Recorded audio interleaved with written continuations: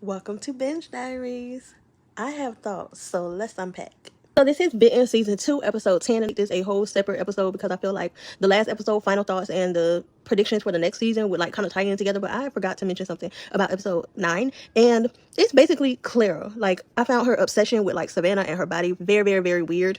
I was very creeped out about it, even though now it's been revealed like her true plan for Savannah. It is very much still creepy. However, it's not creepy and disgusting in the way that I was thinking it was. It's more so about her powers than it is her body, which thank goodness, because she is a kid. Now let's get into what actually happened in episode 10 of Bitten. If I'm being honest, I am kind of disappointed.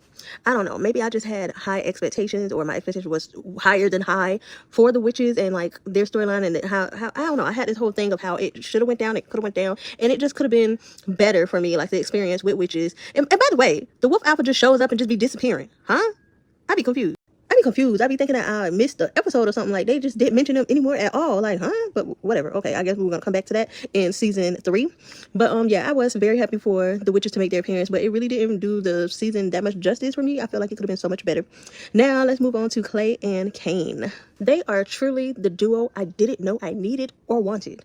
I love their dynamic. Like, seriously. It's like, I don't know, it's like a love-hate thing. It's almost like they're brothers, to be honest with you. Like, I don't know. They give each other wisdom, but at the same time, they don't really like each other. Like, but that's all I'm gonna say. Now get off of me. Or, like a big brother, little brother type of thing. I don't know.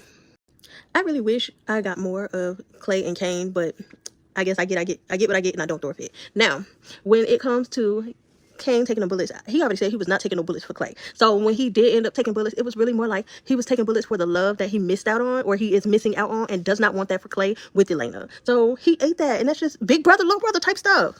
And then we have Elena. She did end up dying, and obviously they have a 3rd season, so I knew that they were not going to let her die. I mean, all these foreshadowing and predictions about her being the alpha, like, no. So I knew either Ruth or Savannah was going to die, and because Savannah and Elena have that connection thing going on, it's too soon to kill her off, so Ruth had to go, Now, before Ruth saved Elena, Clay was thinking that she was, dead. So they had already made a thing where, like, they either live as humans or live as wolves. So they were not going to change unless something happened. Like, they was both going to change together or whatever. She had been dying. Clay was like, I don't have anything else to live for. So obviously, he is going to be having a fight with Alistair. Okay, he lost. I was thinking that he was going to die, but he didn't die.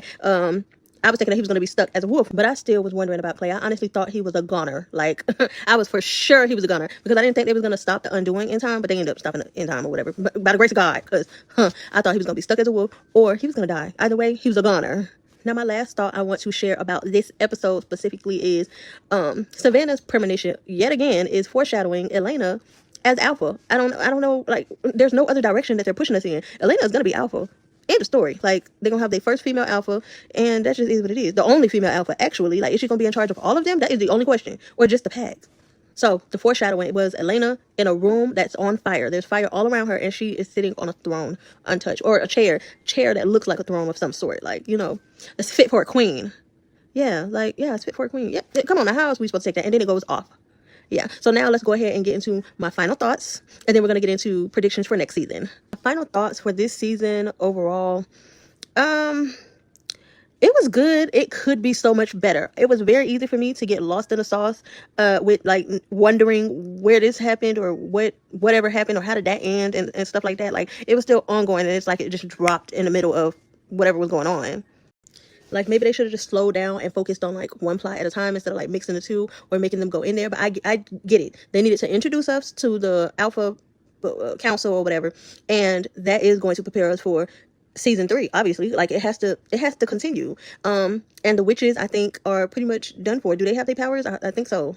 Yeah, they do. I do have a question just for this season, and it's about Savannah and Elena, because why are they connected? Like, it could be because they're sisters. Like, Elena was adopted. Savannah, you don't hear nothing about Savannah's mom. I know Ruth was not her mother, so whatever happened there, like, they could have the same mom. What if that's why Elena survived the change, because her mom was a witch? Maybe one of them is a hybrid.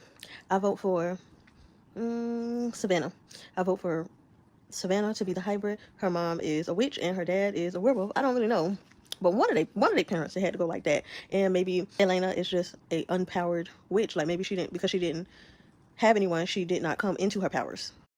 And then now some predictions for season 3 of Bitten. I really want Elena and Clay to have a baby. So I'm thinking that for season 3, they might find out that they're pregnant, and they have to like protect the baby. for whatever, reason. I really don't know. Maybe it's something like that. Some type of battle of some sort. All because Elena is pregnant. Now, I didn't forget about Rachel, right? Rachel is still pregnant. She's going to be alone. I highly, highly, highly doubt if Jeremy is going to let her out his sight. Like, I think she's going to be his prisoner, I guess. Like, I don't know. Like, she's going to be stuck, not doing whatever it is. Now, probably after she gives birth, maybe he'll let her go or whatever. But I think he's going to be holding her hostage for the baby. I'm really hoping that, I don't know, it's still leading up to something, because I don't want the season 3 to be the end of it. I feel like we still should have Elena as Alpha, and I just don't feel like it's going to be ending that fast. But let me know your thoughts in the comments, and if you have any show recommendations, drop them down below. Just keep them bingeable and spoiler free. Subscribe for more.